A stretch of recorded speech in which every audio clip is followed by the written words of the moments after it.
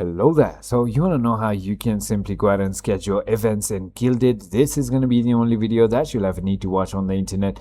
So with that being said, let's get straight into the video. So first things first, make sure that you're logged in into your Guilded account, and I hope you already have a server. Once you have a server, all you need to do is simply go ahead and right click, create a channel, and then there are multiple things that you can do. So you can simply go ahead and schedule an event by clicking on this scheduling tab, and then let's say events right over here, and then click on make it public and click on create. So as you can see, you can schedule an event right over here anywhere you want to. You can simply go ahead and have a person just right over here. So as you can see, so this is going to be the event time, and then you can also name it if you want to, or you could also just use team calendar, and it's the same way you can create it by clicking on create channel, and then there's going to be the event tab.